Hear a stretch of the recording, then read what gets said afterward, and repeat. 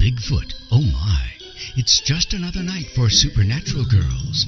Real stories, real answers to life's biggest supernatural mysteries. And now for another exciting interview with paranormal experts from this world and others. Here's your host, paranormal researcher Patricia Baker, on the one, the only Supernatural Girls.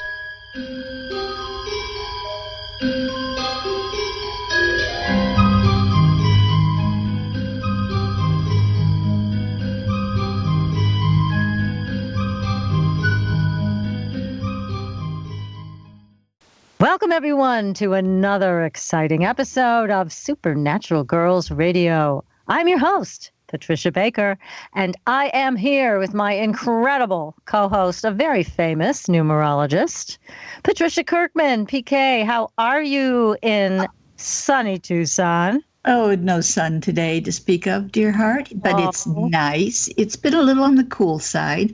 It's supposed to be colder tomorrow, but at least it wasn't freezing the last 2 days. Well, I'm happy to hear that. We don't want you to freeze. No, that's not good. That's not good. So, go ahead.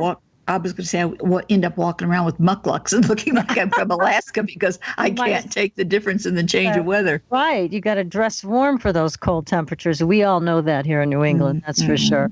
That is for sure. Well, hey, we got a lot going on tonight. We've got Jim Marrs. He is the king of conspiracy. He's going to be talking to us about the alien agenda tonight. And then he's going to leave us at 8 o'clock. But we are going to be joined by one of our favorite people, David M. Jacobs, the author of Walking Among Us, the Alien Plan to Control Humanity. So this is a night of alien discussion. What do they have planned for us? We're going to find out.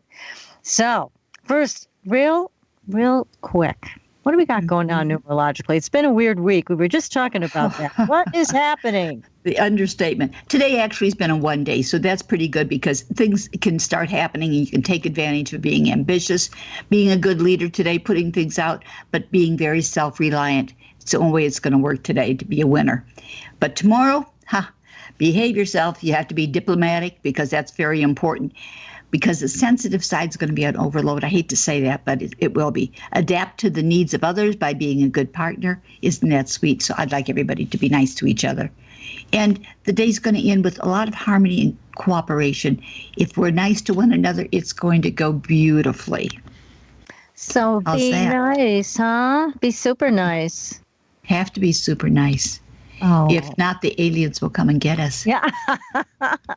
I think they already came and got us, and they were so disappointed they just dropped us back off again. So I thought that was you I'd seen before. Yeah, see, we met on the ship. You know how that's that goes. The one. We're all terrified, running around screaming, and then they drop us back off again. That's how it works. That's how it works. My God. That's what I saw. That's what I heard. Yeah. Crazy stuff.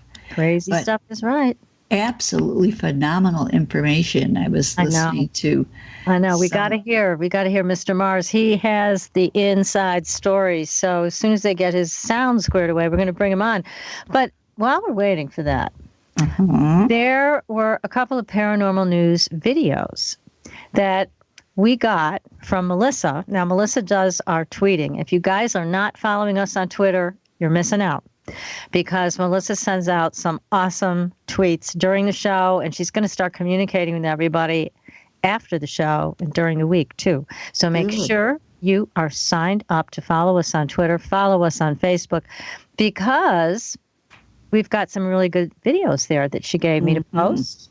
So we have posted them, and you don't want to miss them. They're very cool. One of them's from North Carolina, where there were some UFO lights.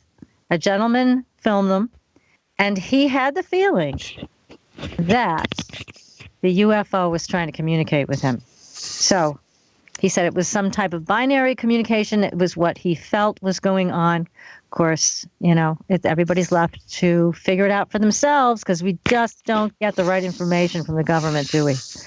Not hardly. Not ever. So tonight, we are going to be speaking with Jim Marrs. We're going to bring him on in about a second. He is somebody who's just phenomenal with conspiracy. He is an American former newspaper journalist and New York Times best-selling author of books and articles on a wide range of alleged cover-ups and conspiracy. He's the author of many books, one of them, The Alien Agenda, and we're going to be talking to him in about 1 second. So, Jim Marrs, welcome to the show. Well, howdy, Patricia 1 and 2. Yeah. It's a distinct pleasure to be with you, and I'm sorry, I've been running around like what's the old proverbial cranberry salesman at Thanksgiving here today. They said there'd be days like this, but they never said it'd be every day. Oh gosh, well, we hear you, and hey, happy birthday! We hear you just had a birthday a couple of days right. ago. Yeah, but when you get my age, you start trying to forget them. No. What was the magic day, Jim? Oh, man, the big 7-3. 7-3. On December 5th. Birth date? December 5th. Yeah. Oh, ho. You are off in money. You're going to be making a lot of long-distance travel, aren't you? Oh, yeah. Yeah, I'm already getting requests for 2017. So I hope everything stays together long enough so I can fulfill my commitments. Oh, that's terrific. Well, we know you've got a dinner party to attend to. We have to, first of all, know what's on the menu. Are you serving barbecue down there in Texas? Texas chili.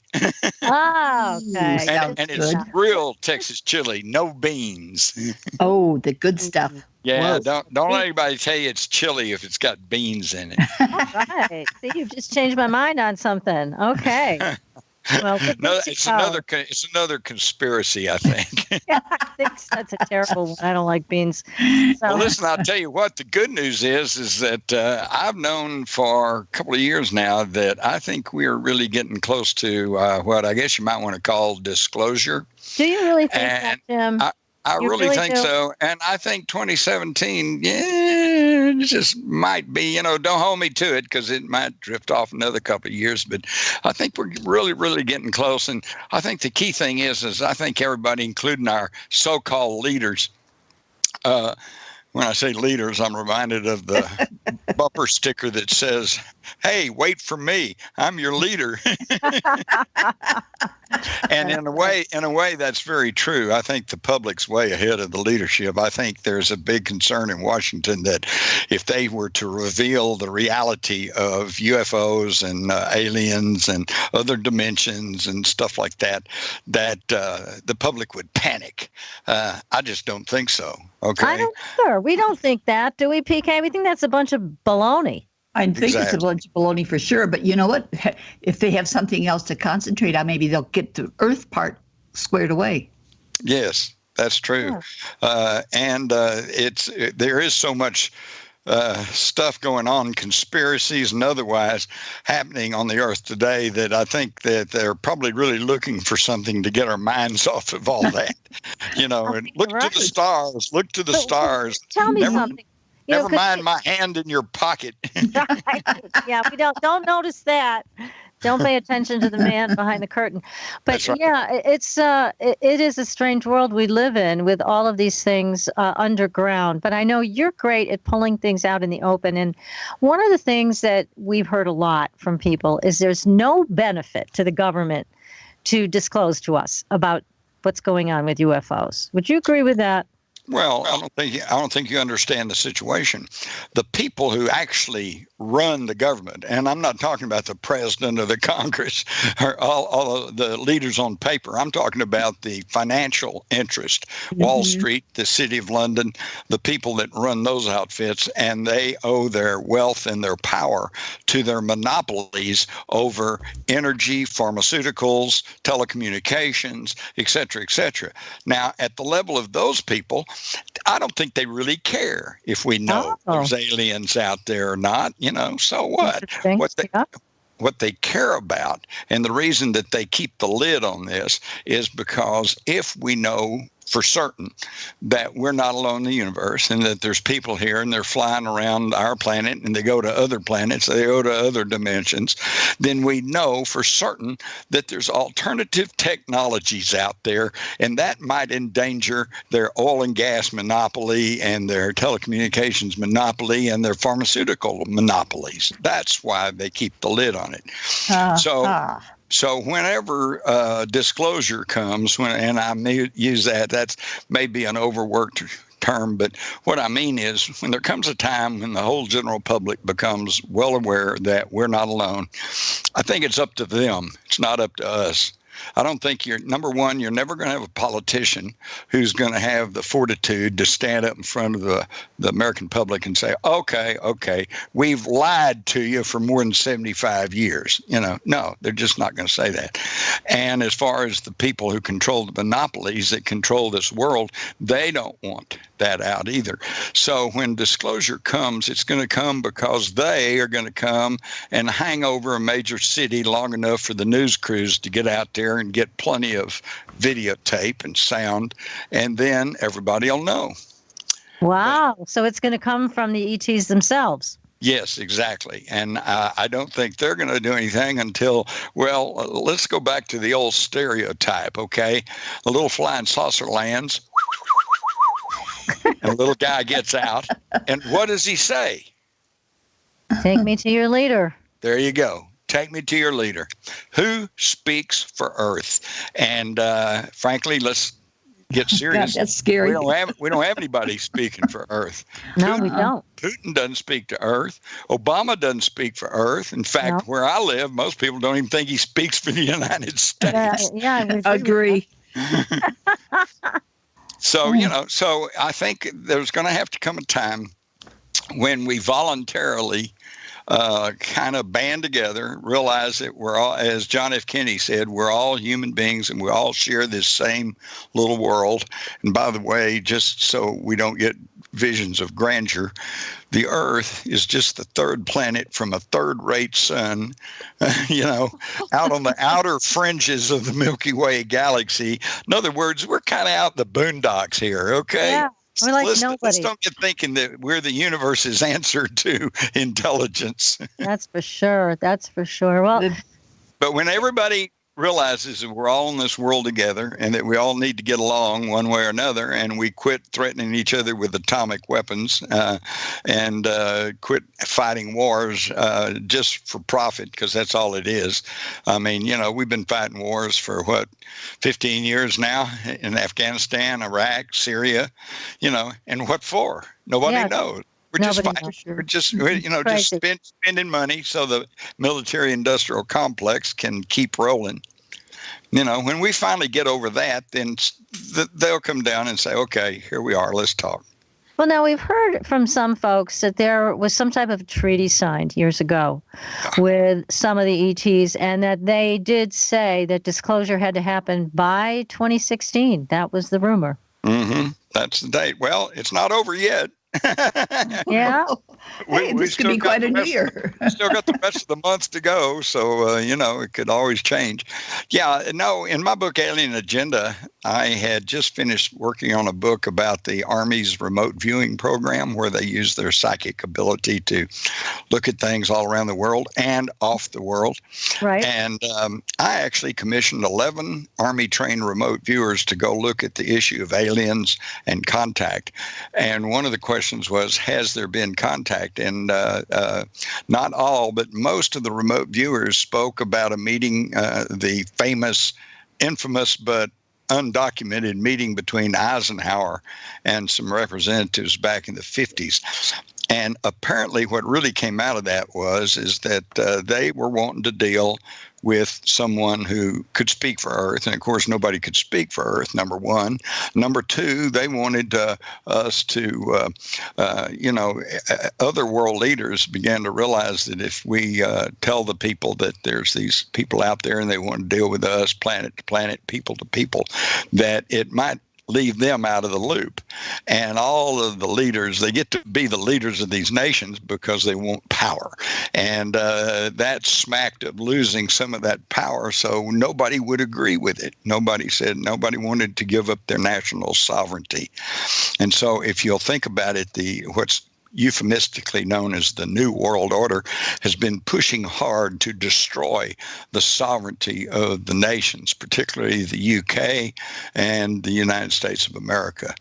And I, for one, I'm just not real sure. I understand the concept, and I have no problem with the idea of one world government, one world population, because after all, we are just humanity, all one humanity here on this globe.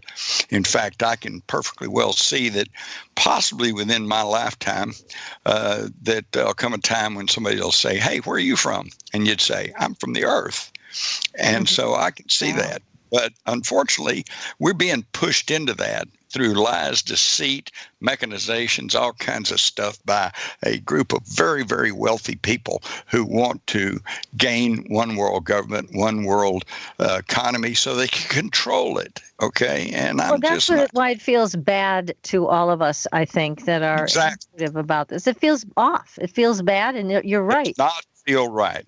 No. But if we all should voluntarily get together, that would be great. Okay, because see, I have a little saying. I have a lot of sayings. Well, my best one is if it's not an act of God, which after all, cars crash, planes crash, ships sink. But if it's not an act of God, it's a conspiracy. Okay, somebody wanted it that way and planned it that way. So I think of things like that, and it makes me start thinking about, when we all desire something, then we need to check it out, because my other saying is that if it's not voluntary, it's tyranny. That's true. Think about Definitely that. true. Yes. Just like the controversy over vaccines. I'm not totally anti-vaccines. If I step on a rusty nail, believe me, I'll be the first one to go get a tetanus shot, But so I'm not totally against vaccines. But hey, the way they're doing today and the stuff they're putting in it, the squalene and the mercury and the other harmful things, that the adjuvants that they're putting in the vaccines, makes me really want to question, be very careful about it. And that's okay. But then now California, you see, now is trying to pass a law that says you have to be vaccinated. Okay, even adults, you have to. Okay, under penalty of what? Fine, jail, who knows? But hey, if it's not voluntary, it's tyranny. Well, that's exactly right. And we're not anti-vaccine either, but we are anti-contaminated vaccine. Exactly. And we know that they're all contaminated. We've had Dr. Garth Nicholson, a very famous microbiologist, on the show. He's the one who discovered, what the Gulf War syndrome was really about. Yes. And he said all of these vaccines are contaminated with mycoplasma. And vaccine companies, time they tell you to go get a vaccine shot at your grocery store. You got to wonder, Yeah, and it's craziness. But let's go back to the alien question again. So is there anything else that you can tell us, because your time is limited here tonight with us? We want the deepest, darkest secrets. Dark secret okay? is that, we want the good stuff. We want the big stuff, Jim. What do you got? Okay. One of the U.S. Army remote viewers, in fact, the training officer, I was talking with him. He had a very, very unique experience being taken off world, being taken to another place. They even tried to recruit him to be a UFO pilot because he had unusually large hands. He could handle the controls, and he thought that was really cool. And they said, well, okay, come on, join up, and you can just travel with us to the universe and drive UFOs. He said, great, let me go get my family. And they said, nope, you can't get your family. You'll never see them again. We can't take you back if you agree to join. He said, well, then, he said, why? And they said, because we're at war. Uh-oh. And so that brings up the question of what is going on out there. And there's all kinds of things happening that the astronomers and the scientists don't really quite understand. But this lends a lot of support to the idea that we have a secret space fleet. We've already got some people in space and on other planets, and they are in conflict with others. Okay, I'm not sure who, I'm not sure why, but this seems to be going on. When I first heard stories several years ago about a secret space fleet, I just thought, well, I can't buy that. How could they hide something like that? But, well, keep in mind that the day before 9/11, the Defense Secretary, Donald Rumsfeld, publicly announced that the Pentagon could not account for $2.3 trillion, which was way over that year's defense budget. Okay. Wow. And now today, I understand that they're admitting that it's now up over $8 trillion. Okay. Now that's our tax dollars. Where'd it go? Wow. Yeah. Where are they spending it on? Well, exactly. Where's that going to go? We don't know. So, but it certainly fits into the idea that there is a secret space fleet. And in fact, while we have been shooting off all those huge rockets from Cape Canaveral, and everybody watches them with awe, big flames and smoke and everything, over in the Okefenokee, it's they got anti-gravity, and they're just lifting off, and they're running here and there and everywhere. And it's certainly possible. It is possible. And I know in my book, The Rise of the Fourth Reich, I document how that we defeated the German military in World War II, but we didn't defeat the Nazis. There were no Nazis at the surrender table, and they simply moved. And they went to Argentina, and they went to Egypt, several other countries, and thousands of them came to the United States under the auspices of Project Paperclip. Paperclip, right. And what they do here, well, they were the ones, like one of the highest decorated Nazis of them all was Werner von Braun. And he, of course, is the grandfather of our space program. Right. He's the one that essentially started NASA along with other of these German scientists. And so there seems to be an idea that we got a lot of them. The Russians got a lot of them. And while the Russians were building heavy lift rockets that were able to put the first dog, the first man, the first woman into orbit around the Earth, and the first satellite, Sputnik, that really made us uptight because it looked like we were losing the space race. But they were building heavy lift rockets. We were building very complex and sophisticated guidance systems, computerized instrumentation, things like that. Well, at a certain level,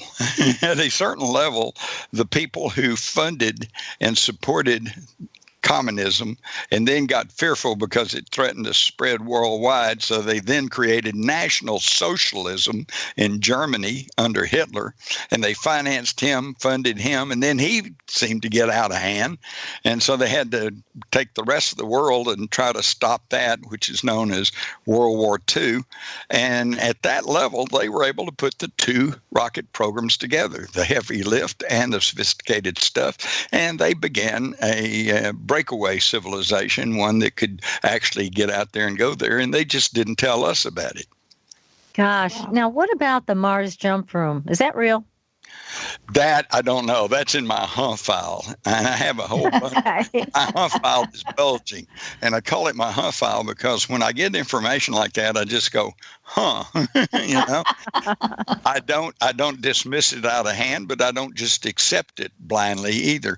So I'm waiting on more information from that. Actually, the secret space fleet was kind of in my hunt file for a long time, but there seems to be more and more dribbling out here and there, like the missing money, like the fact that I know that the rockets that we're, thrust rockets with fueled, that's obsolete. That's obsolete technology. I know we've got other stuff, and I know that we've got stuff that, the military's got stuff right now that they're using that's probably 30 years ahead of anything we know about right now.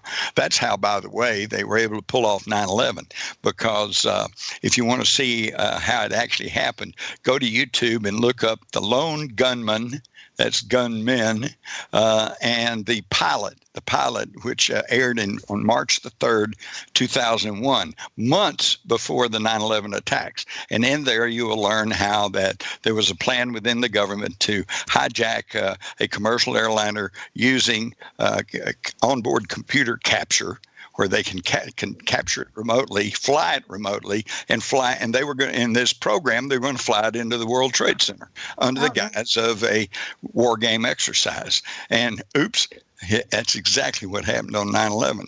And so, but they got away with it because at that time, the general public was not really aware that they could capture a wide-body jet long distance by its computer. It can, it's kind of like a CB radio. If you're talking to Patricia on the CB radio and I'm on a CB radio, but my signal is stronger than yours, then I step on it or capture it or override it. Okay, right. Wow. You're going to me, not her. And that's how they did it. They captured those airliners and then they flew them wherever in the heck they wanted to. But see, nobody knew that at the time, so they got away with it. It's only now that we all are aware that, we've got drone pilotless planes bombing targets in Afghanistan. Yeah.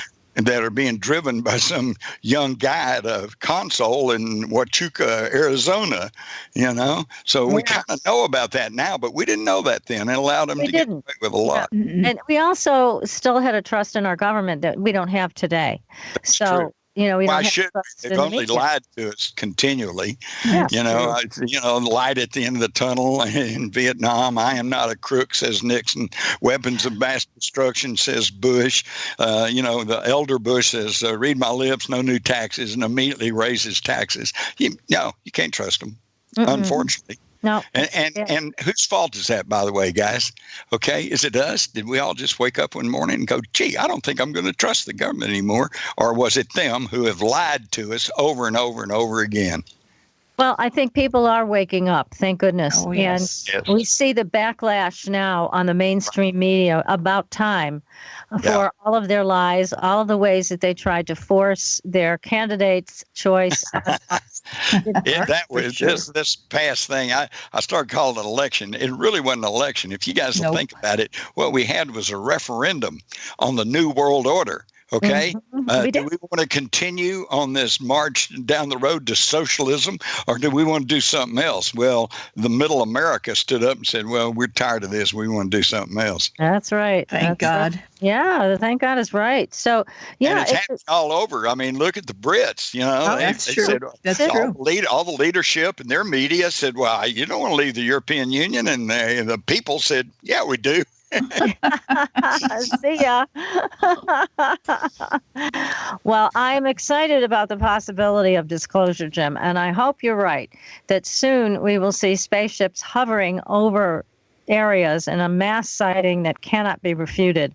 And I think you're right. I think it's probably the only way that this is going to happen because the government's not going to tell us. They don't want us to know. And certainly the powers that be that are over the government or under it or wherever the hell they are, they don't want us to know this information. No, of course not. The ETs, they may want us to know. If they think it's time, it'll be time. And it may be that things get to a head where even if it's not really the most opportune time, they might think, well, okay, let's go ahead and do it. I just want people to have the same feeling, especially like you two, Patricias, and your audience, and all these other thousands, perhaps millions of people who have studied UFOs, who've had experiences, and who've been laughed at and ridiculed all these years, starting with the government that had laid down in the 50s a policy of denial and ridicule. You didn't see anything, and if you keep insisting you did, you probably need psychiatric help. Okay? And I want all those people to have the same feeling I had back in the fall of 1957. I had been reading science fiction stories and telling my mother, hey, we're going to go to space. We're going to have satellites. We're going to go to the moon. And good old Southern Baptist as she was, she said, quit filling your head with such nonsense. Said we're the only thing in the universe, and that's all there is to it. God made us, and that's it. And just quit filling your head with that.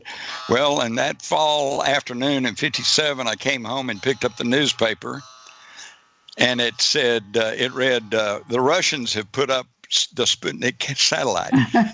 And I went up there, I went in and held that up to my mom. I said, there, this is what I've been telling you about. And her eyes widened and her mouth dropped open. And you know what? I never heard another word out of her. Good show. Good show. Wow. I want to see all those people out there who've been snickering at everybody who tries to talk about UFOs. I want to see their eyes widen and their mouths drop open.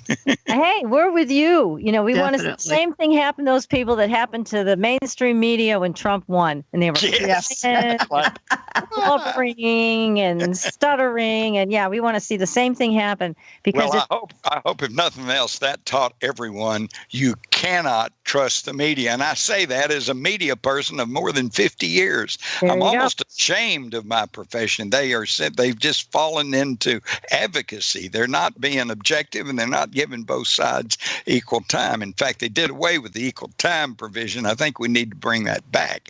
Okay, that's nice. It would be nice, wouldn't it? Hey, the controllers, they're going to work hard to see that you don't get equal time. No, I know. That's what they were doing. But you know what? That's why people are so befuddled. You know, they're only getting one side of everything. You know? And then when it doesn't work out, they go, gee, what happened? Yeah, exactly. Oh, it didn't happen the way we wanted it to. Well, that's too bad. But listen, Jim, it's been a pleasure. We really appreciate your time. Thank you so much. And I abjectly apologize for this truncated version. And it's just things are out of my hands. We understand. Go have some chili for us. And let's do this again sometime, and we'll get the times correct, and we won't have any problem. Sounds great. Good.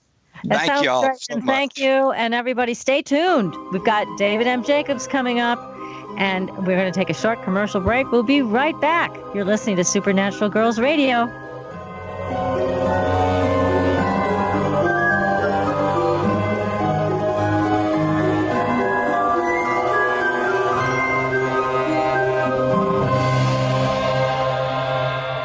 Listening to IRN, the Inception Radio Network, Chicago, Illinois.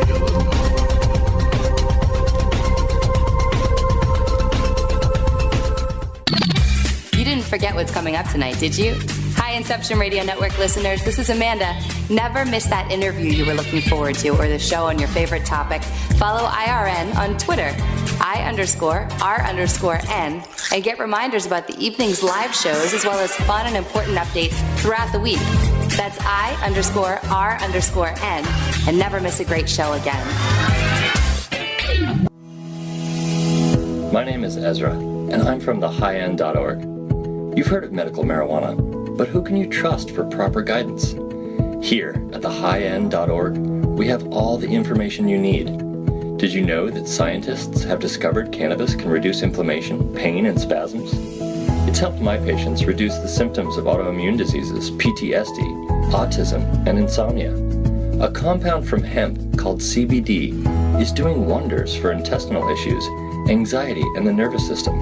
I sell this compound at thehighendorg. I've worked as a medical marijuana consultant and educator for the past 6 years, and here at thehighendorg, I can help you choose from the hundreds of cannabis strains and products and find the ones that are best for your needs. To learn more about cannabis, schedule a Skype or phone consultation, or to have a CBD product shipped right to your door, visit thehighendorg. That's thehighendorg, all one word, .org. I'll help make your health high-end.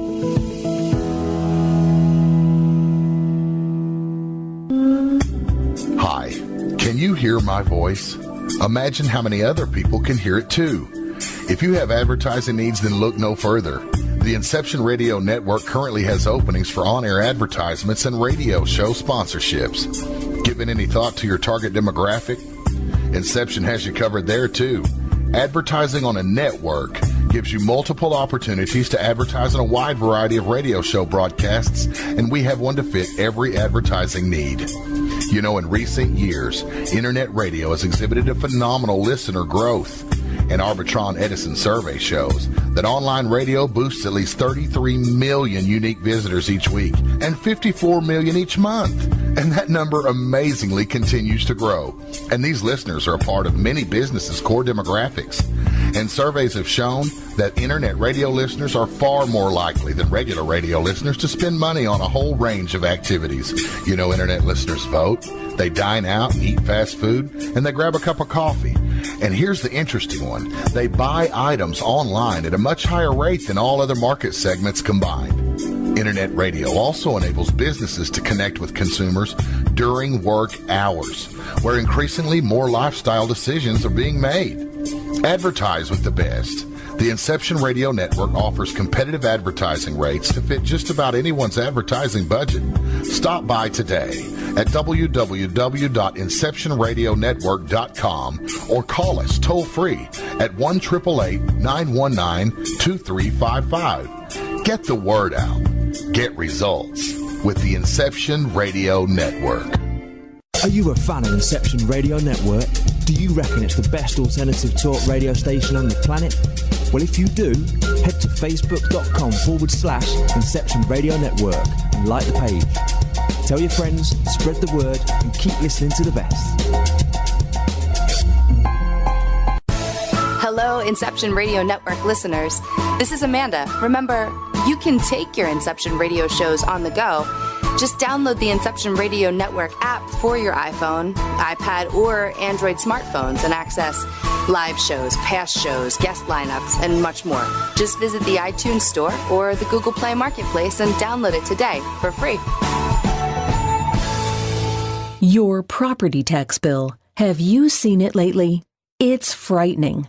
Your property taxes are going up while your home value is going down. It's time to fight back and win. For the real truth about the property tax system, get attorney Pat Quintilian's book, Are You Getting Screwed on Your Property Taxes? How to Find Out and How to Fix It. Attorney Quintilian answers all your questions and gives you the facts you need to fight a property tax bill that is spiraling out of control. You'll also read about what happens to property owners who don't check their property records, only to find out too late they're taxed on square footage, fixtures, and even buildings that they don't own. Is this happening to you? Learn your rights. Buy attorney Pat Quintilian's book today.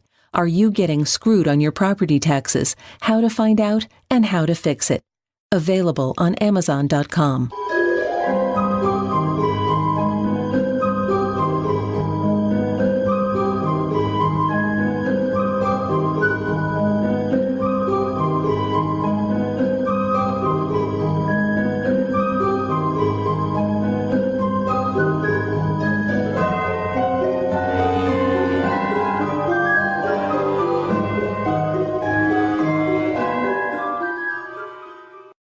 Welcome back, everyone, to Supernatural Girls Radio, our very special show tonight.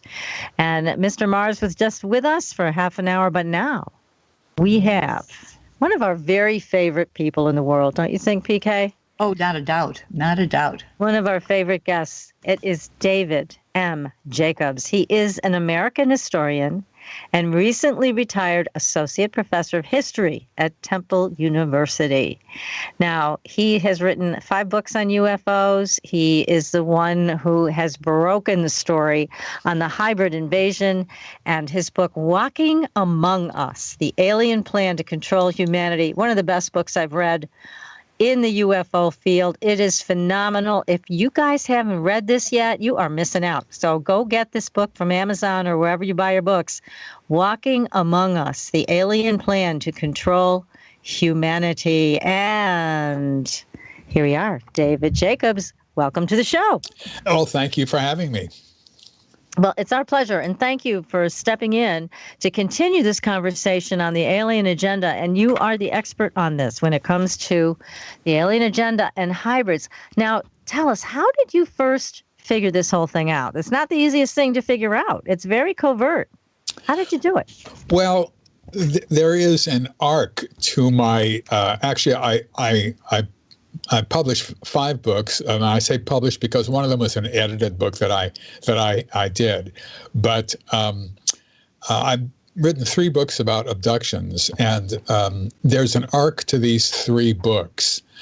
And it starts with my conception of what was happening back in the early 1990s, late 1980s, and which was primarily that these beings were examining people, that they were interested in what makes people work, so to speak, and interested in sexual things, maybe even, and babies and all that sort of stuff, and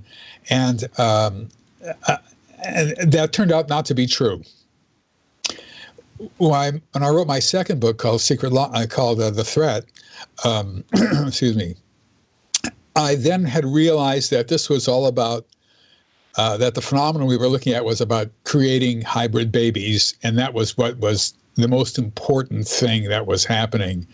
And I suggested that eventually these hybrid babies who were going to look, more and more human, and they might be then coming down here for reasons that I did not fully understand, but certainly it was very uneasy for me. But in this last book, Walking Among Us, I for the first time, starting in 2003, I began to hear reports of people who were helping these hybrids, or hubrids as I call them, to differentiate them from all the other hybrids around. But these are the ones who are actually moving in, and how this book deals with how exactly are they moving in, what kind of work will they be doing, essentially? How do they relate to the abductees who are helping them to move in?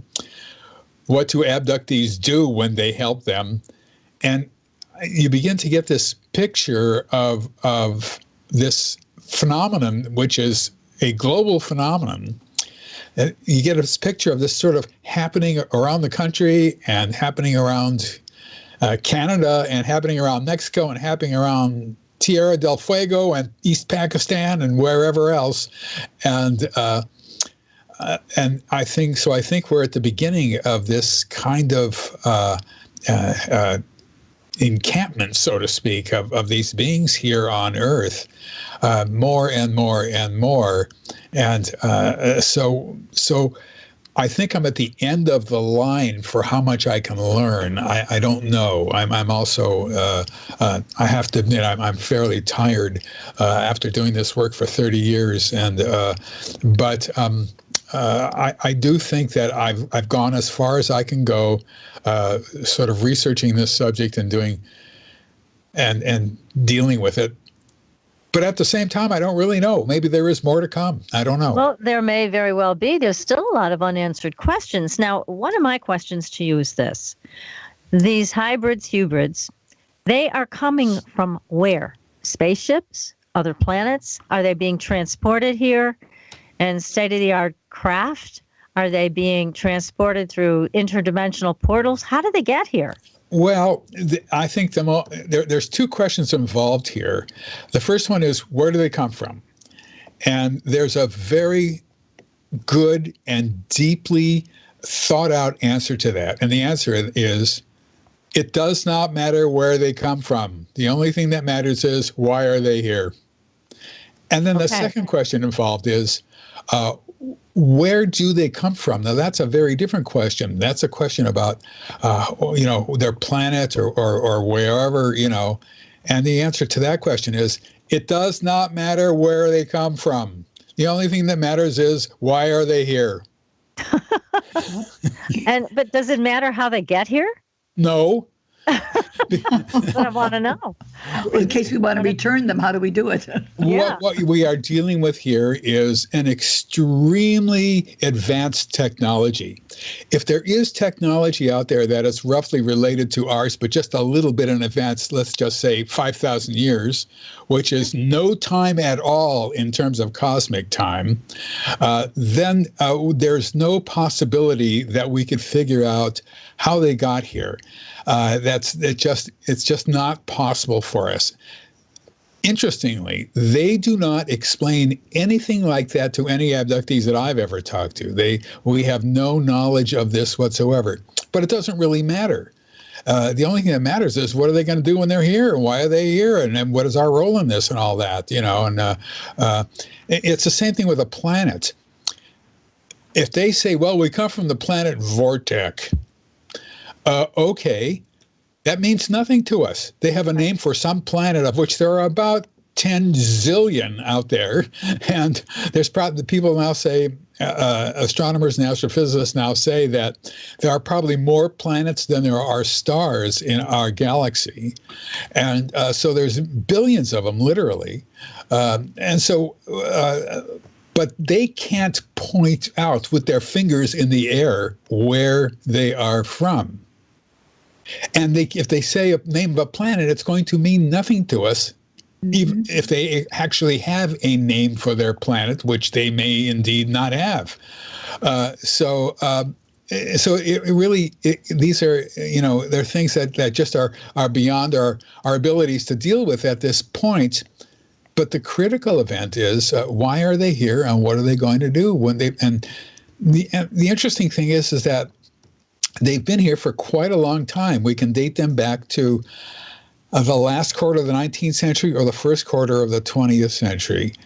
We can't date them back much further than that without coming into very, very substantially serious problems. But the evidence for it, in my opinion, having only been involved with UFOs and abductions for 50 years, but my opinion is that the evidence is, for me, it may be different for other people, but for me, it's underwhelming for ancient aliens and people being abducted in the 18th century and that sort of stuff. But the evidence for, but still, that's we're dealing with over 100 years as it is.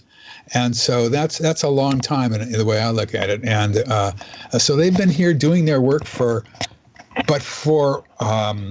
what reasons is this work being done in the long run? Supposing they do come here and they become sort of the Lord and Masters or something like that of us. Why are they doing that? And we don't know that. We don't know what the general sense of this is all about. We don't understand. We don't really understand their agenda. We just know that they're here and they're moving in down the street. Essentially, yes. That's a good way of putting it. Yep. They're moving right into the neighborhood. Okay. Wondering, now the commingling with the norm, shall we say, the normal people, that's a terrible way to put it, but the people that are already here, do they plan to intermingle as husband, wife, or child, etc.?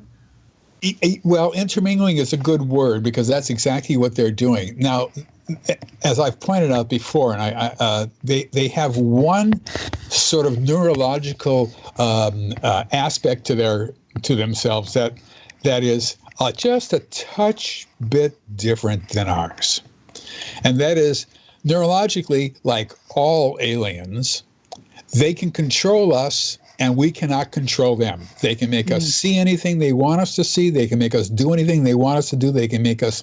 They can do anything that they want with us. We are totally at their whim, and that, unfortunately, that makes them a first-class species and makes us a second-class species, as I've often said.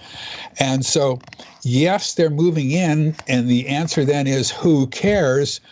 But once you realize their abilities, as all aliens have these abilities, otherwise there would be no abduction phenomenon.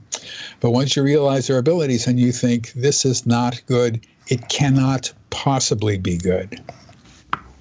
Yeah, it doesn't feel good as you're sharing all of this with us. It's so secret. And again, they are born of the DNA of abducted humans and extraterrestrials. So, and they need to learn more about being human, which they learn from abductees. Explain to our audience how that works. Well, they are born on a UFO. Abductees have been reporting for decades, since the 1980s, of seeing unusual-looking babies who look sort of like a cross between humans and aliens and that sort of thing, and then seeing the babies as toddlers and having grow up as young children and then become regular children and then teenagers, and then they don't see them much anymore, or see them as adults. Sometimes they see them as adults, and sometimes they see them as older adults as well. Now, these are not the same ones they're looking at all the time, but different stages and different ages and so forth. Right. Some look quite alien and bizarre, but yet there's human characteristics. And other ones, there's a gamut of how they facially look and bodily look, so to speak, of from quite alien to quite human, to almost indistinguishable from human, and then the final product, so to speak, indistinguishable from humans, period. Cannot tell the difference at all, except for that neurological aspect. And so this has been a part of a program that's been going on for all these years. It's not that they're getting it right now. They got it right a long time ago, I think. And here is the oddity and sort of the frightening aspect of it. In the very first case that UFO researchers ever uncovered, which was the Antonio Villas-Boas case in Brazil in 1957, this guy said that he was plowing the ground, his family farm's ground, and on a plow of some sort, and down came a flying saucer from outer space. These beings came out, grabbed him, took him into the UFO. They did this to him and that to him and this to him and that to him, and all these things happened to him. And then they put him into a room with a fairly good-looking young woman. And he was required to perform, shall we say, sexual congress, term not used much anymore, with this He's very much a gentleman. Yes. Isn't he though? Yes, I love it. With this female, and he had to do that twice.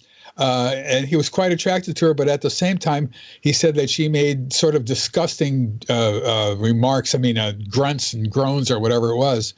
And when she left, he said she pointed to her abdomen and then pointed up as if she came from another planet, and he said he felt like he was being used as a stallion to improve their stock. Wow. Now, that was the very first case that ever came to our attention. This was 5 years or 4 years before Barney and Betty Hill and all that. And everybody assumed he was an illiterate Brazilian peasant, and that was the word that everybody got. And so how much could you believe from a crazy story like that? Turns out he was not an illiterate Brazilian peasant. He was a law student. Oh, my gosh. He became an attorney. Wow. He became an attorney. He stuck by his story all the way until he died. Now, he died as a younger person. I think he died in his 50s. But that was it. We look at that now and we say, and I say to myself, yeah, well, that's the abduction phenomenon. That's what everybody is talking about. Everybody is saying things like that. And this was happening in 1957, which means that they had already perfected human-like beings, or who looked quite human, or maybe even human, period, back then. So the question is, when did they perfect hybrids, that is, people who are going to be moving in here, to the point where they could actually move in and nobody would know the difference? And it could have been a lot longer ago than we had thought. But I don't know. I don't know that. So, but I'm guessing. Have to check our neighbors out. That's quite a possibility. Yeah. So how many, what's the percentage? Do you think that we've got 30% human hybrids down here now of the population? 30% are human hybrids? I think we would live in a different society if that were the case. I think we're still probably at less than 1%. Okay. Oh, really? Yeah. Well, you have to remember that only about 5% of abductees, only about 5% of the population, are abductees. And so, and only and a smaller percentage of them sort of report these kinds of events happening. So you have to figure that it's still relatively small. But, time is on their side. Time seems to mean nothing. We do not know how old these beings are. We don't know how long they live. We don't know if they have such things as lifespans. I've heard that they have shortened lifespans, the human alien hybrids, that they're not as long as ours. Have you heard that? No, I think that hybrids who are living here have normal lifespans. I think that they go. We haven't seen them as older people, but we've seen them as going into their 40s and into their even maybe 50s, but certainly 40s. Mm-hmm. However, in terms of the program itself, they may not be able to repopulate the world or populate the world to the degree that they want, which probably is not much of a degree at all, until 50 years from now. Mm-hmm. Or until tomorrow. We don't know. We don't know. There's a lot we don't know about this. And we've got a million questions here from the chat room for you, too, David. So here's a few questions for you. Let's see. Who on Earth do they communicate with? Well, they will communicate with anybody. I mean, obviously, if they go into a restaurant and they order food, they're communicating with the waiter or the waitress or whatever. And if they live in an apartment, they have been taught how to deal with small talk. If they meet somebody who they see in the apartment and somebody says, "Hey, how you doing?" They have learned how to respond, because something like that never, ever, ever happens on board a UFO where they were born and raised. So they have to learn everything like that. And they have learned with abductees how to drive, how to go shopping, how to buy things, how to take things out of your basket and put it on a conveyor belt, so to speak, when you check out at a food store. These are things that they never would ever learn on board a UFO. That's just not possible. They've learned what an egg is. I have all these things in the book, and what a peach is, or an orange, or whatever it is, and things like that. And who gets to eat an orange, and do you eat the orange with the peel on it or not? And how much of the orange should you eat, and things like that. All these things that we take for granted, they have to learn. Exactly right. Everything that we learn just as a matter of observing and growing and being children here, they have to learn as adolescents and adults. Wow. That's a lot.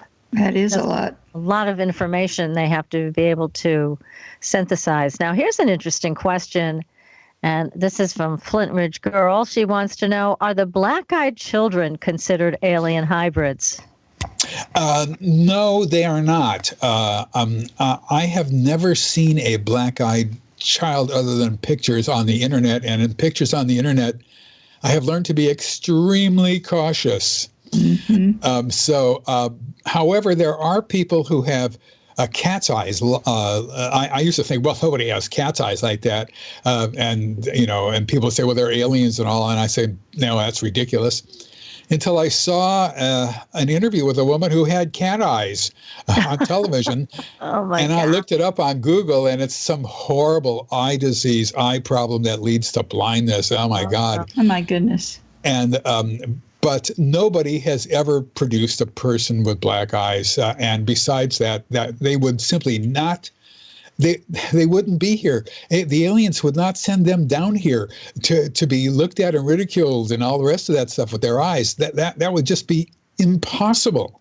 They would send people down with normal looking eyes. What's the big deal, So they want them to fit in. They don't want them to stand out. Right, exactly. They want them to just be normal like everybody else, and walking around with big black eyes would draw crowds. Very true. Very true. Now, somebody's asking, why are most abductees white? No, and then no. Okay. I've worked only with a few black people, and my colleague Bud Hopkins worked with a few more, actually. But this is a global phenomenon. It takes place on the African continent, on the American continent. It takes place on all 7 continents, and people will sometimes see hybrids who look black on America when they're on board the UFO and that sort of thing. So I once did a session with a guy who was visiting his sister in a Latin American country, and Costa Rica, I guess. And they abducted him there, and he pointed out to me that he was the only person on board who was not Hispanic or in origin. He stood out among them, so to speak. So it's a global phenomenon. It is not a white person's phenomenon. Now, having said that, fewer people who are Asian come forward with their accounts. My guess is that fewer people who are African American come forward with their accounts, maybe for their own particular reasons, but and more people who fit the sort of or who would be Caucasian come forward, but it doesn't necessarily mean that they are representative of everybody who is an abductee. That's a good point. Okay. Good point. Well, now listen, we are onto something here, I think. This is big stuff. So we're going to continue this conversation. We're going to take a very short break, everybody, but stay tuned. And if you haven't been to our Facebook page, come on over there, give us a like, look at those videos. We are speaking with David Jacobs. You're listening to Supernatural Girls Radio. We'll be right back.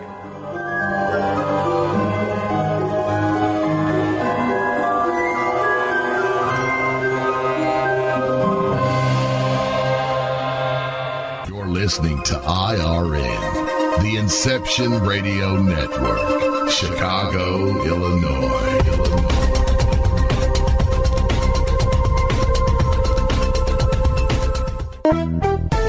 Hi, Inception Radio Network listeners. This is Amanda. Just a reminder that Inception Radio Network is on Twitter. Follow us at I_R_N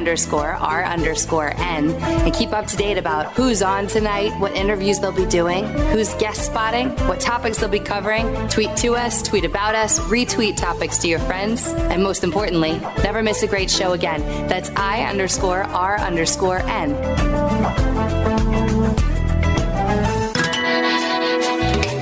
A computer? Is your internet connection down? Don't worry. Use your trusty cell phone or landline and call into our listen line at 401-283-6700 to listen to the Inception Radio Network 24/7. Again, that call-in number is 401-283-6700. For the Inception Radio Network, I am MJ.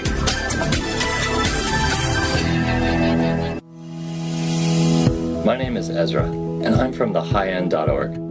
You've heard of medical marijuana, but who can you trust for proper guidance? Here at thehighendorg, we have all the information you need. Did you know that scientists have discovered cannabis can reduce inflammation, pain, and spasms?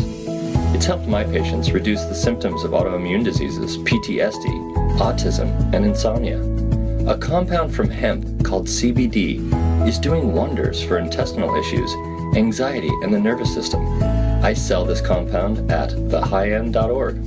I've worked as a medical marijuana consultant and educator for the past 6 years, and here at thehighendorg, I can help you choose from the hundreds of cannabis strains and products and find the ones that are best for your needs. To learn more about cannabis, schedule a Skype or phone consultation, or to have a CBD product shipped right to your door, visit thehighendorg. That's the high end, all one word, .org. I'll help make your health high-end.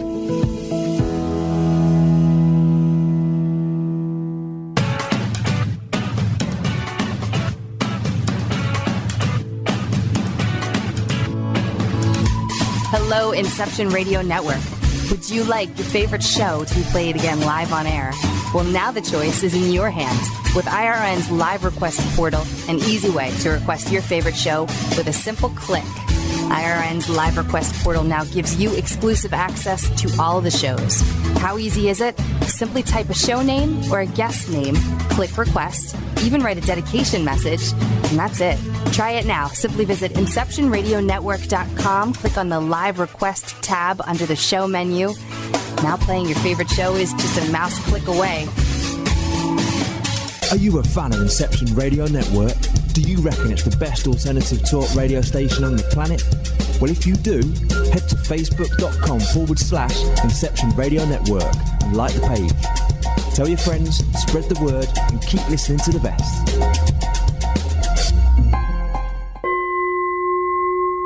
Are you ready for a new experience of freedom and powerful connection? Would you like a positive, effortless change in your life? Then come to CosmicFusion.com, where we offer the most advanced energy clearing and expansion techniques in the world, with a quantum vortex energy to activate your divine blueprint and life's purpose. When your soul leads the way with cosmic fusion and quantum vortex energy, you can break clear of past difficulties and blocks with the power of the source. With cosmic fusion, the source energy does the work for you. It's easy and effortless. Listen to our free meditation right from our Cosmic Fusion website, the Cosmic Code Meditation. Sign up for one of our interactive webinars today. Come to Cosmic Fusion, www.KOSMICfusion.com, to experience an effortless awakening and transformation. Are you ready for an upgrade? Are you ready for a new experience of living in the fifth dimensional magic and powerful connection? Then visit CosmicFusion.com today. CosmicFusion.com.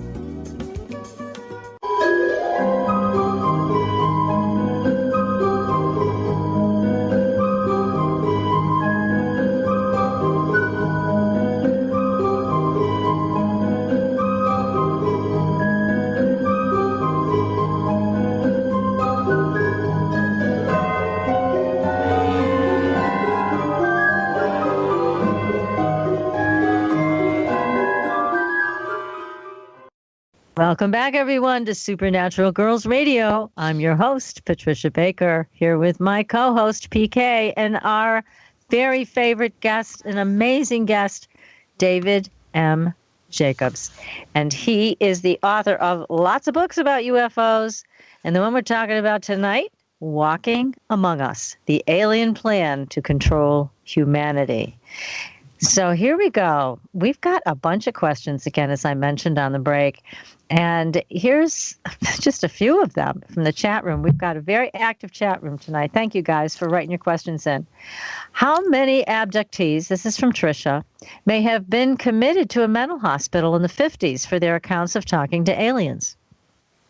You know, that has happened. It's not so much in the 1950s. It's been in the 21st century as well. And, you know, people just, their families will put them in a mental institution or something like that because they know that what they're saying is totally insane and it can't be happening, and therefore there's something wrong with them. Now, it's less so than before, and abductees have learned to keep quiet about what they're dealing with here because people think that they are insane. However, when people come to work with me, I tell them that they have to be very, very careful who they talk to about this subject. That includes their wife or their husband, because what happens is the wife will say, "Well, I'm an abductee," and she'll come and have a couple sessions with me, and then she tells her husband that this has been happening, and the husband, of course, just thinks this is crazy, this is nuts, this is not happening, and everything is fine, everything is good, and therefore and eventually for other reasons they get divorced. And the first thing that happens at divorce court is the husband says, "My wife thinks she's being abducted by aliens from another planet. I want the kids." Oh, no. Oh, wow. That has happened. That is not an unusual event. And so people have to be extremely careful with who they talk to about the abduction phenomenon. Now, I try not to accept people who are mentally ill. I try to screen them as much as I can. I've had two people slip through in 30 years that were problematic, but I try not to, because I don't have the expertise to do that, because people who are mentally ill are abducted also. It's not, they don't discriminate. So I try not to do that if at all possible. But there's all sorts of other difficulties with that. When you tell your family that this is happening, your cousins or your aunt or uncle, whatever, they want to put you away too, because they know that is the correct thing to do. That that you're having some sort of hallucinations or whatever. And I tell people that is a loving and warm way of dealing with it. This is they're right. It does sound crazy. So you can't. They think they're doing the right thing, so you can't fault them for it. However, at the same time, you don't want to have to go through that kind of embarrassment and all that, and you just want to. So you have to be careful who you talk to and all. And people have told me that their children are being abducted, and I've had people bring their kids here, and I don't work with anybody under the age of 21, and 21 is too young for me as well, I'll tell you the truth. Wow. So, but what I'll say is, I'll quickly find out who the adult abductee is, because it's intergenerational. And I'll say, I'll work with you if you want, and then you can decide how much you want your child to know about this subject. Invariably, they don't want the kids to know anything about the subject, even though it was the kids who alerted them that they were being abducted. But they want to just have the kids have a normal life, even though this other thing is happening, and they want them to have a normal life as they grow up until they become adults. I've also had kids who go to school and they'll say things like, I'm being abducted. Aliens are abducting me. That is a disastrous situation in a grammar school or whatever. Disastrous. The teasing is complete 100% of the time. People have taken their kids out of school and taken them into another school because the teasing is so relentless. Wow. So the kids learn, if the kids learn at all, they learn not to say anything about what's been happening to them to anybody ever. Yeah. Well, as you mentioned to me a long time ago when we were talking about this, there is absolutely no benefit for an abductee to reveal what has happened to them. None. There's a huge downside and no upside. Yeah. Isn't that something? That's a shame. And I think that's a real black mark on us as a culture, that we don't allow for that. Oh, yeah. We probably talked about also how I've worked with people who are psychologists and psychiatrists and medical doctors and so forth, and that would be ruinous to them. A psychiatrist says he's abducted by little green men from outer space. That's just not going to be helpful, it seems to me. I may be wrong. But, no, I think you're right. Well, look at Dr. Mack. Wasn't he the Harvard psychiatrist that... Well, yes, he was just studying it. He wasn't saying he was an abductee. He was just studying it, and that. Listen, I left Temple University as an associate professor of history. The way it works is, when you first get a job, you're an assistant professor. That lasts for about 6 years. You do not have tenure. You can be let go at any time. When the department eventually gives you tenure, which means there's a whole long process for this that goes all the way up to the president of the university and if necessary, to the governor. When they give you tenure, you have job security and you can't be fired. However, then you're called associate professor. Then you're an associate professor. You're a professor, and they call you a professor. Everything is professor this, professor that. But your legal definition is associate professor of history. It means you have tenure. Okay. The next step up is just plain professor. No assistant, no associates. That means you have national recognition in your field. And there's all sorts of the department has to vote on it, and parts of the faculty have to vote on it, and the deans have to deal with it, and it goes all the way up to the president or the governor or whatever. Then you're just plain professor of history. I retired from Temple after being there for 36 years as associate professor. And I knew in early 1980s that if I were to continue with my research into UFOs and now UFO abductions starting in 81 rather, I knew that I would never make full professor. It was never going to happen. And that prognostication turned out to be correct. How unfortunate that they blackballed you for that. Yeah. It's just short-sighted. It is, but I knew it, and I knew going in that was going to happen. So it was no surprise or anything like that to me. But with John Mack, he already was full professor for many years, and he was a Pulitzer Prize winner, and and written a lot of books, and he was always writing he was on the op-ed page of the New York Times all the time, and that sort of stuff. And he was a personage. Even then at Harvard, they found some way to try to cut him off at the legs. You know what I mean? Yeah, they did. Yep. Did. It's terrible. But, God bless you for your courage and bringing all of this forward. I know it takes a lot. You made sacrifices along the way, for sure. Well, we all do in academics, but the problem is there's so few academics involved in this subject. It's awful. It is awful. It's shameful that there aren't more people investigating this, researching this, where they have the resources to do it. But as you said, there's a stark cloud hanging over anybody who tries to take this on. It's so short-sighted. Well, let's go to another thing, because we only have about 15 minutes left, and I want to get to this part of your story, David, because it's so fascinating. And this comes out of a question, too, from Neutron, who says, has David ever met a hybrid or tried to get an abductee to arrange such a meeting with him? So this did happen, didn't it? So do tell. This is an amazing story. Well, first of all, let me answer the question. The answer is no. I have never met a hybrid, and abductees would not have a hybrid come to me, I don't think, or anything like that. However, there have been situations where people were with hybrids just before they came into my house. As a hybrid, tried to get the person not to come here. But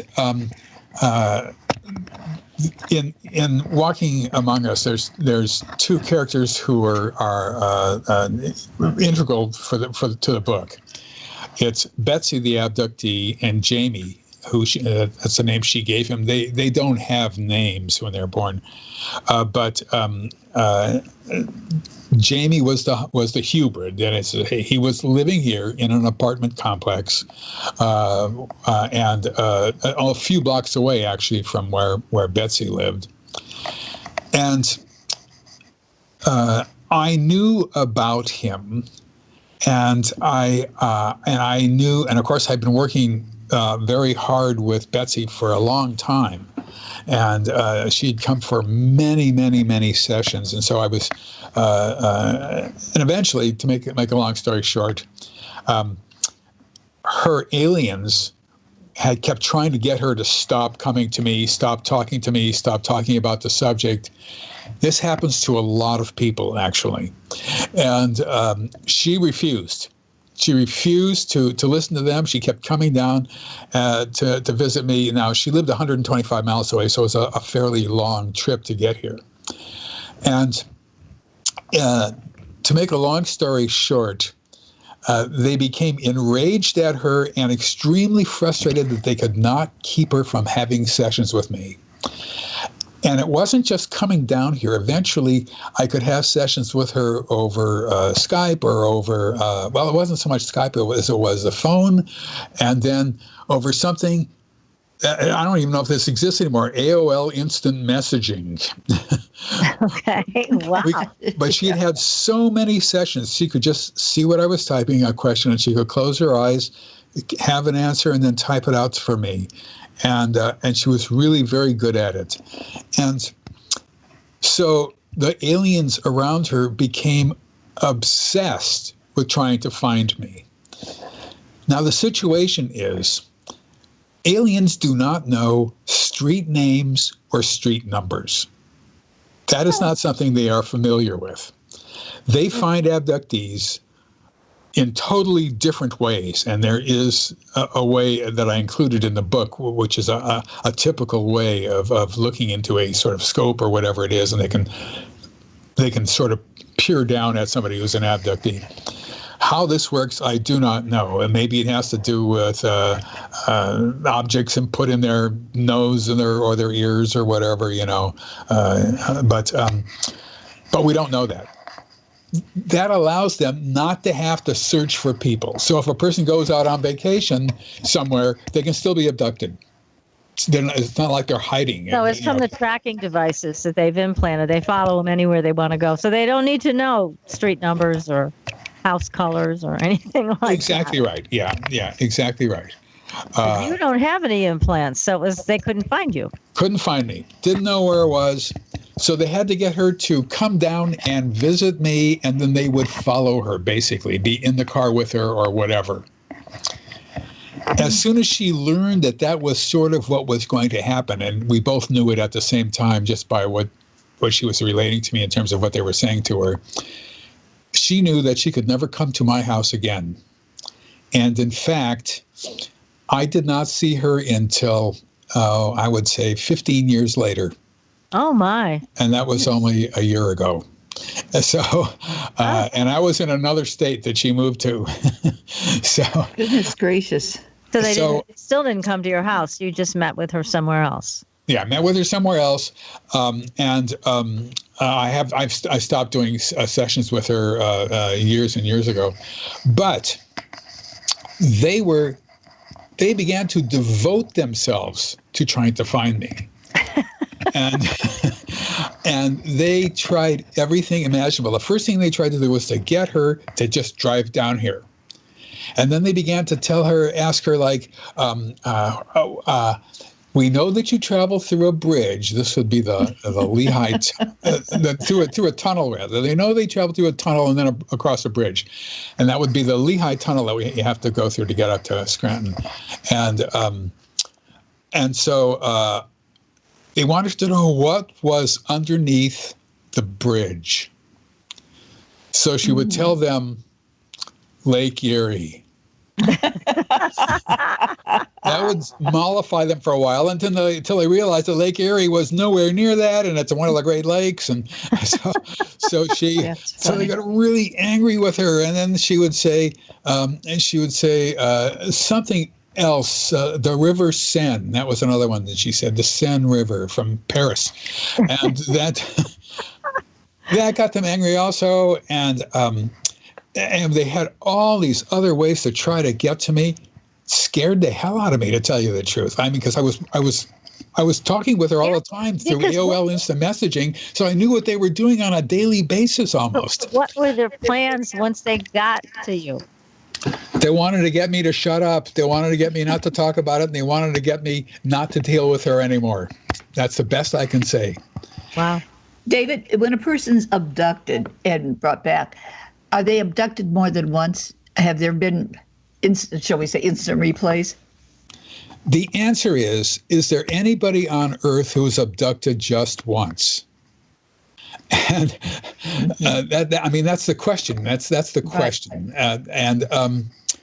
The answer is yes.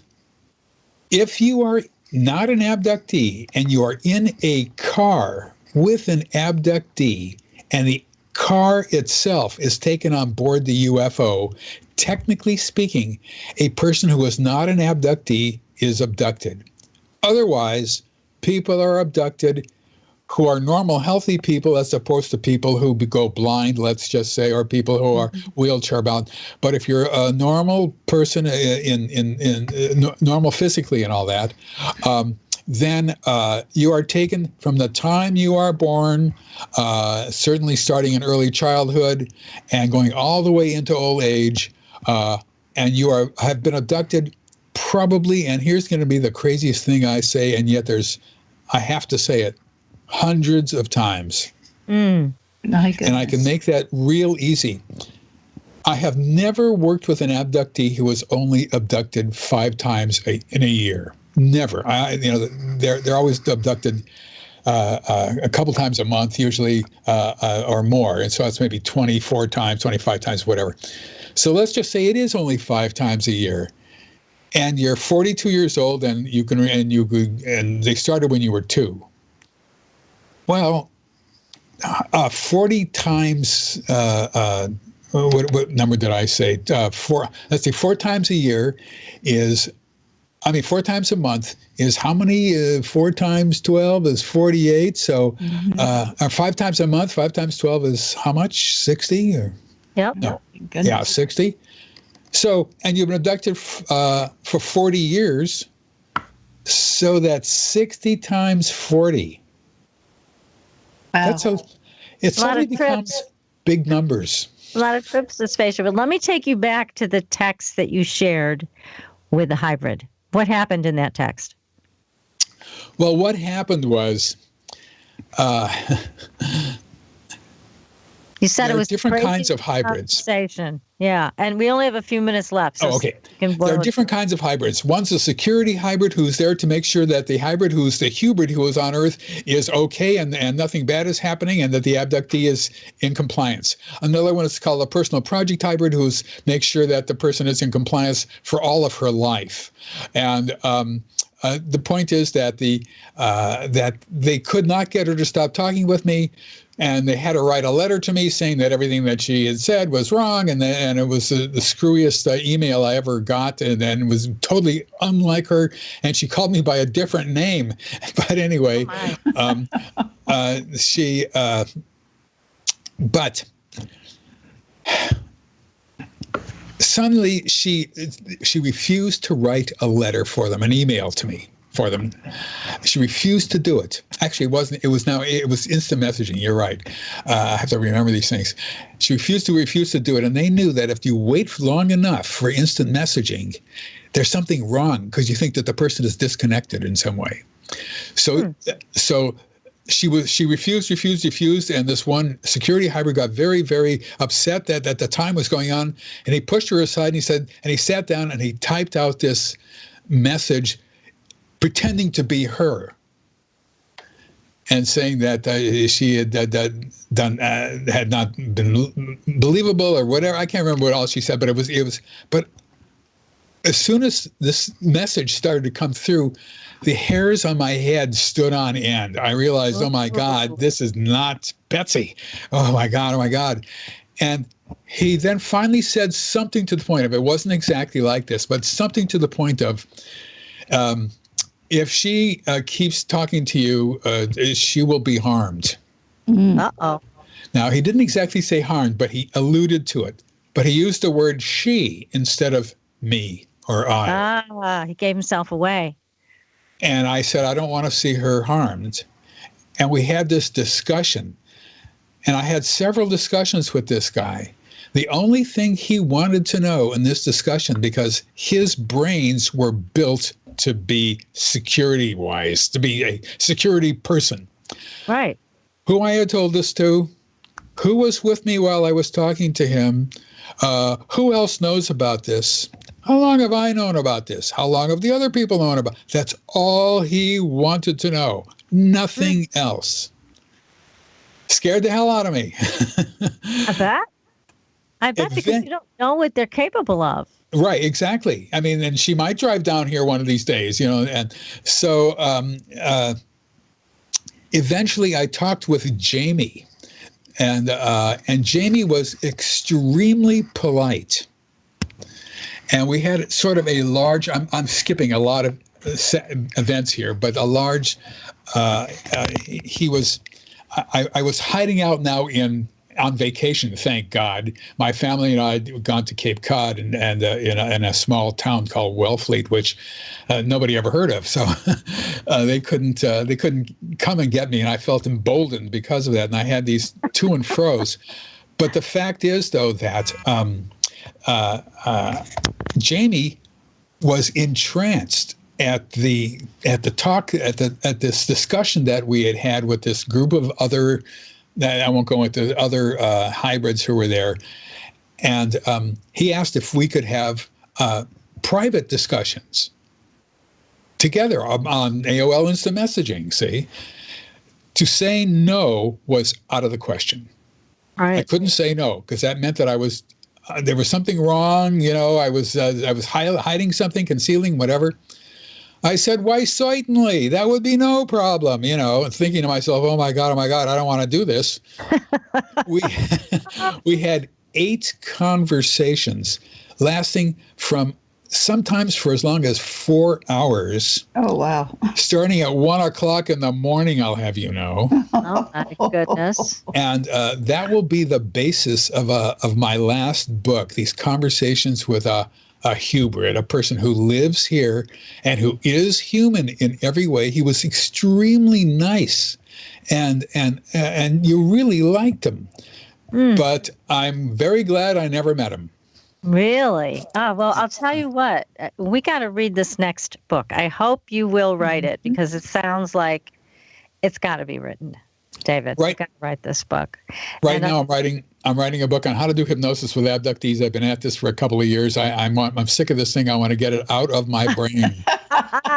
That's great. Well, listen, unfortunately, we're coming to the end of our show, which we so thoroughly enjoyed with you, David. And again, many thanks for joining us this evening. Our audience loves you. I'm sorry that we didn't get to all the questions from the chat room. My apologies to you guys, but don't stop asking these great questions. We will get to them hopefully next time when we bring David on.